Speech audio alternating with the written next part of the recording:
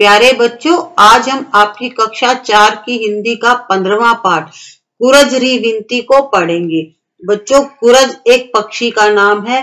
कुरज री विनती का अर्थ होता है कुरज की विनती। विनती तो आपको पता ही है ना क्या होती है। तो इसमें कुरज यानी पक्षी ने 17 अंडे दिए थे और 17 दिन तक उन अंडों को सेने के कारण उसने चुगा यानी अपना खाना तक नहीं लिया था। बच्चे निकल जाने पर हरे भरे ज्वार के खेत में वो चुगा लेने गई थी और खेत के मालिक ने उसको पकड़कर बांध दिया था।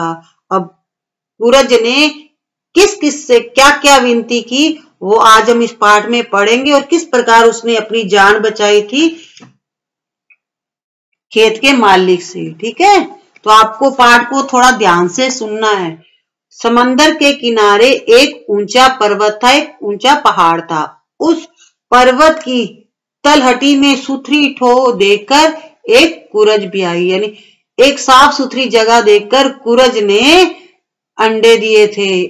17 अंडे लाई। तो उस कुरज के 17 अंडे थे। उन अंडों को कुरज ने 17 दिन तक सेया। सेया होता है बच्चों अंडों पर बैठना। ठीक है, उस कुरज ने 17 दिन तक एक दाना भी चुगा नहीं लिया था। 17 दिन तक कोई खाना नहीं खाया था। सेते सेते उन 17 अंडों से 17 बच्चे निकले। तब वह अपने बच्चों के लिए चुग्गे की खोज में उड़ी। उड़ते उड़ते उसे एक तोते की पांख जैसा हरा भरा ज्वार का खेत नजर आया। वह रोजाना उस खेत से अपने बच्चों के लिए चुग्गा ले जाने लगी। अब खेत का मालिक लोभी था, लालची था। उसने सोचा यह कुरज तो हमेशा बिगाड़ करती है, खेत में आकर हमेशा मेरा नुकसान कर देती है, इसको पकड़ना चाहिए। एक दिन उसने ज्वार के पौधे पौधे पर गुड़ की पात का लेप कर दिया, यानी गुड़ की चाशनी लगा दी। और लेप मीठे पे गुड़ की जब चाशनी बनाते हैं तो बच्चे उस पे हाथ लगाते हैं तो हमारा चिपकता है हाथ। हम कुछ भी लगाएंगे उस पे चिपकने लग जाएगा। तो खेत के मालिक ने उसको पकड़ने के लिए क्या योजना बनाई, उसने ज्वार के जितने भी पौधे थे उन पर गुड़ की चाशनी लगा दी। कुरज चुग्गे के लिए खेत पर उतरी तो चिपक गई। अब कुरज उड़ने के लिए झटपटाने लगी तो किसान ने आकर उसको पकड़ लिया, उसे खेजड़ी पर बांध दिया। अब खेजड़ी क्या है बच्चों? पेड़ का नाम है, हमारा राज्य वृक्ष है। ठीक है, हमने पाठ भी पढ़ा था, नवा पाठ था आपका। कुछ समय के बाद भेड़ चराने वाला गडरिया उधर से निकला। अब फड़फड़ाहट करती हुई कुरज ने करुण यानी दया स्वर में गडरिये से विनती की। तो सबसे पहले उसने किसको कहा मुझे बचाओ? गडरिये को। ठीक है, रेवड़ रा एवालिया रे वीर टमर कंटू बांधी कुरज छुड़ाई मारा वीर टमर कंटू समदा रे काटे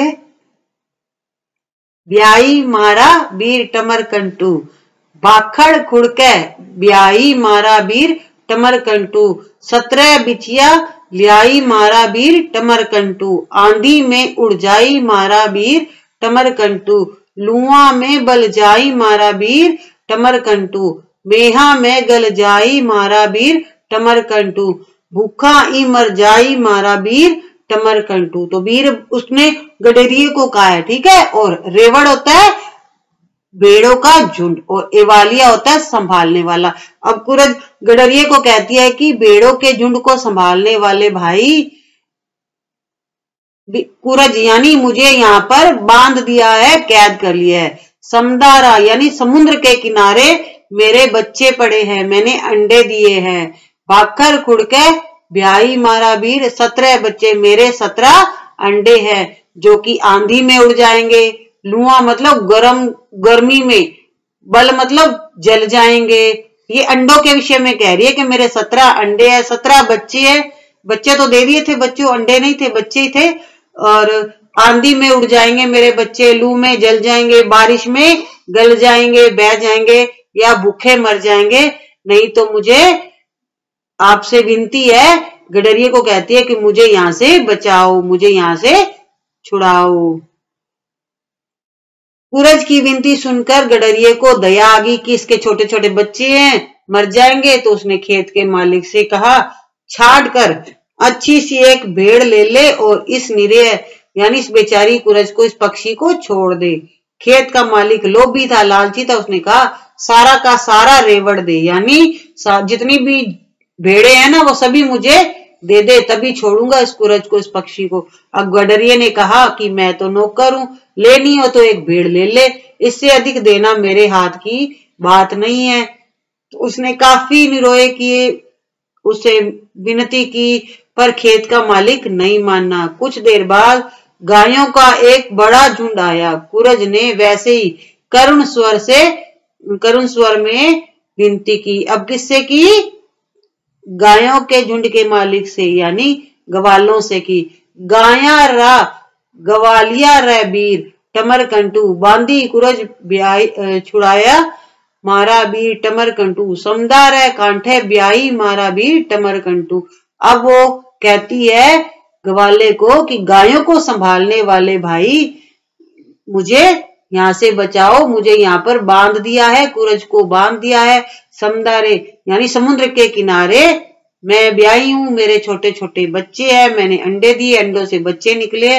और बाकी वो फिर वो कहती है जो उसने गडरियों को कहा था कि लू में जल जाएंगे, बारिश में बह जाएंगे। ठीक है। अब कुरज की विनती सुनकर ग्वाले को भी दया आ जाती है। उसने खेत के मालिक से कहा छांट कर एक अच्छी सी गाय ले ले और इस कुरज को छोड़ दे। पर खेत का मालिक बहुत ज्यादा लालची था। उसने कहा सारी की सारी गायें दे तो छोड़ूंगा कुरज को, नहीं तो नहीं छोड़ूंगा। ग्वाले ने कहा मैं तो नौकर हूं, इससे अधिक देना मेरे हाथ की बात नहीं है कि मेरी तो गाय है नहीं, मेरे मालिक की है, एक तो मैं दे सकता हूं, लेनी हो तो एक बढ़िया सी गाय ले ले। अब काफी देर तक फिर उसने उससे विनती की, मिन्नत की, तब भी नहीं माना। अब वो चला गया। फिर थोड़ी देर बाद भैंसों का झुंड आया। अब कुरज ने फिर उससे विनती की, भैंसा रा ग्वालिया रे वीर टमरकंटू, बांधी कुरज छुड़ाई मारा वीर टमरकंटू, समदा रे कांठे ब्याही मारा वीर टमरकंटू। तो यहाँ पर बच्चों 3-3 लाइनें इसलिए दे रखी है कि जितनी भी लाइनें थे हम पहले पढ़ चुके हैं, यहाँ पर बार बार रिपीट नहीं की, लेकिन कहती सबको वही है। फिर भैंसों के जो भैंसों को संभालने वाला था उसको कहती है कि मुझे यहाँ से बचाओ, मुझको यहाँ पर बांध दिया है समुद्र के किनारे, मैं ब्याही हूं, मेरे छोटे छोटे बच्चे हैं, वो मर जाएंगे, लू में जल जाएंगे, बारिश में बह जाएंगे। ठीक है। अब उसको ग्वाले के भैंसों को संभालने वाला था जो ग्वाला, उसको भी दया आ जाती है। फिर वो खेत के मालिक से कहता है कि छांट कर बढ़िया सी एक भैंस ले ले और इस बंदी कुरज को छोड़ दे, इस पक्षी को छोड़ दे। पर खेत का मालिक तो आपको पता ही ना बहुत लालची था।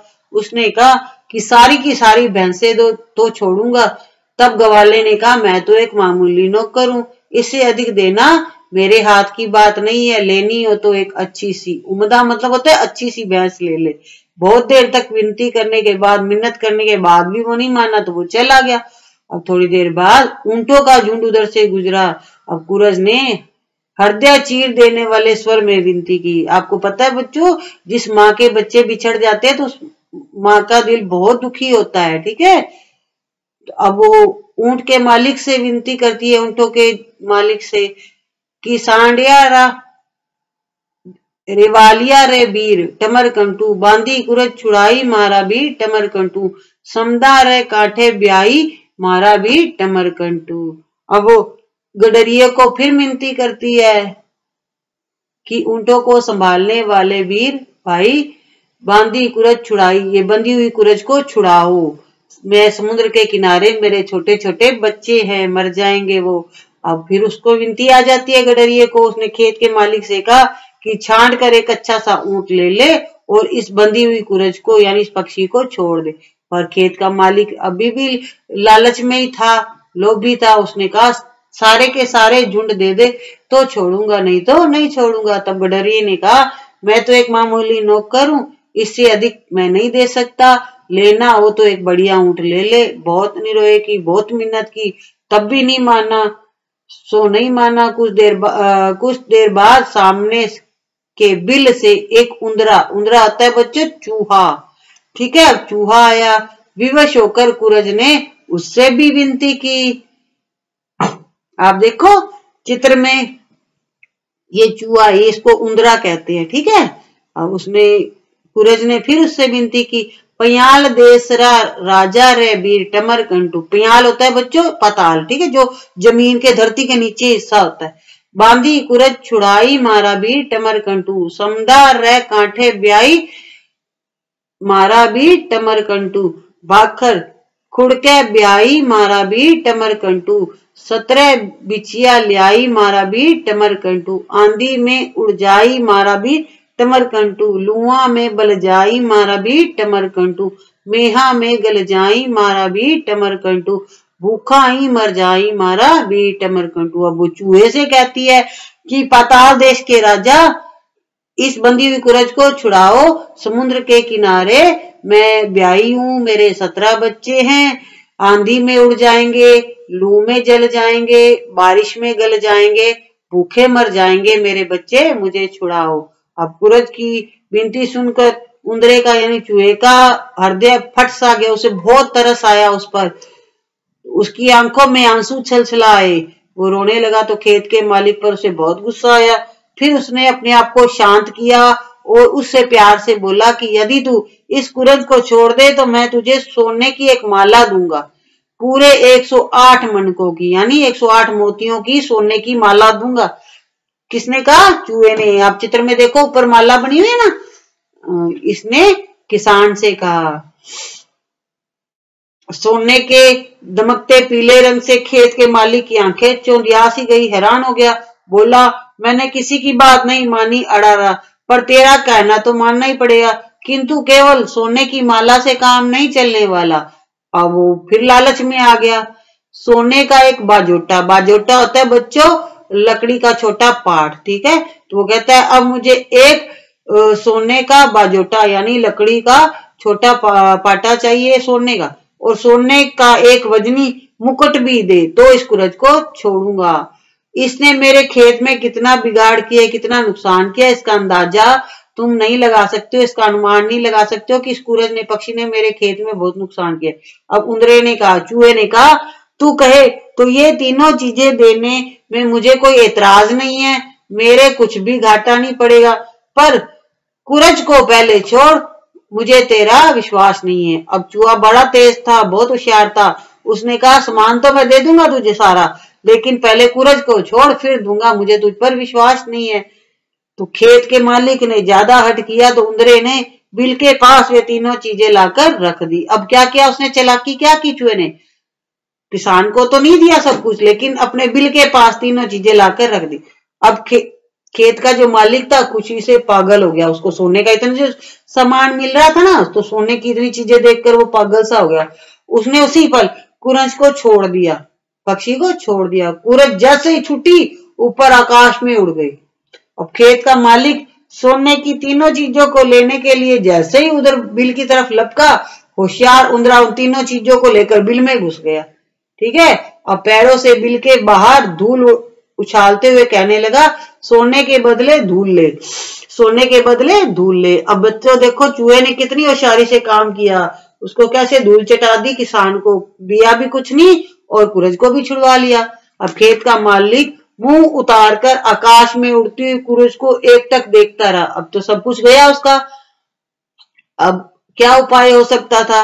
कुरज तो आकाश में उड़कर अदृश्य हो गई, यानी आकाश में गायब हो गई, और जो चूहा था उंदरा था पाताल में, यानी अपने बिल में गायब हो गया। तो देखा बच्चों लालच का क्या नतीजा होता है। तो बच्चों कुरज के एक साइबेरिया पक्षी है जो वर्षा ऋतु में राजस्थान में आते हैं, ठीक है। ये पश्चिमी राजस्थान एवं भरतपुर के घना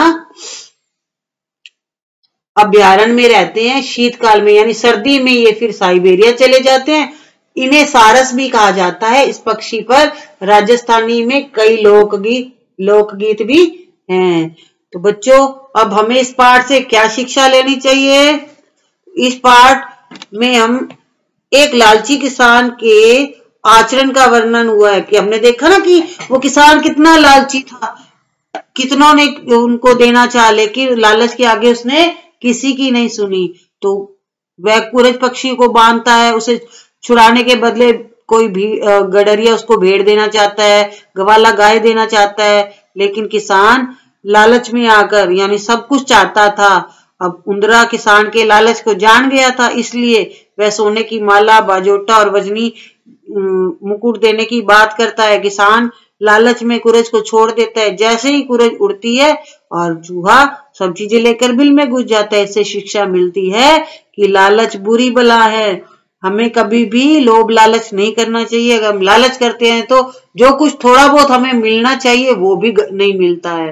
ठीक है बच्चों, कभी लालच नहीं करना है। तो बच्चों आज हमने आपकी जो 4th क्लास के जितने भी चैप्टर थे वो कंप्लीट कर लिए हैं। तो नेक्स्ट वीडियो में हम इसके क्वेश्चन आंसर लाएंगे। उसके बाद आपकी जो ये बुक है वो पूरी कंप्लीट हो जाएगी। ठीक है बच्चों, अगर आपको ये हमारा प्रयास अच्छा लगा हो तो वीडियो को लाइक एंड शेयर करिएगा और चैनल को सब्सक्राइब भी करिएगा। बच्चों हमने आपकी ईवीएस यानी पर्यावरण, गणित और इंग्लिश पर भी वीडियो बना रखी है। आपको सभी यहीं सब कुछ मिल जाएगा। आपको कहीं जाने की जरूरत नहीं है, बस आपको पढ़ना है और अच्छे मार्क्स लाने हैं, दिल लगाकर पढ़ना है। Thank you, have a good day.